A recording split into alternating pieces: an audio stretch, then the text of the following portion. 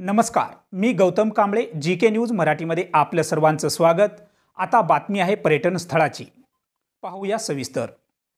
नामांकित पर्यटन स्थळ पाहण्यासाठी पर्यटक मोठ्या प्रमाणात येत असतात, पण सेल्फी फोटो काढण्याच्या नादात किंवा स्टंटबाजी करण्याच्या नादात अनेक पर्यटकांनी आपला जीव गमावला आहे।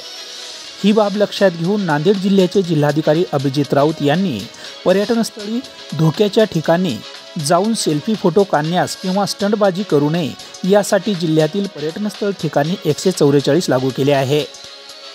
नांदेड जिल्ह्यासह महाराष्ट्रात सुप्रसिद्ध असलेल्या सहस्रकुंड धबधबा येथे नेहमीच पर्यटकांची पावसाळ्यात मोठ्या प्रमाणात गर्दी असते। हा सहस्रकुंड धबधबा पाहण्यासाठी अशा नावलौकिक असलेल्या पर्यटनस्थळी विविध राज्यातून पर्यटक मोठ्या प्रमाणात येत असतात।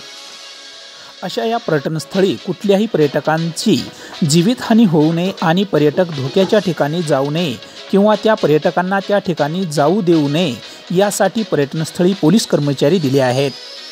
मात्र सहस्रकुंड धबधबा पर्यटनस्थळी जिल्हाधिकारी अभिजित राऊत यांच्या आदेशाचे पालन होताना दिसून येत नाही।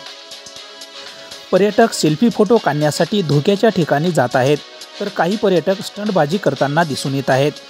अशा पर्यटकांना आवर घालण्यासाठी पोलीस कर्मचारी दिले असताना देखील येथे पोलीस कर्मचारी दिसून येत नाहीत।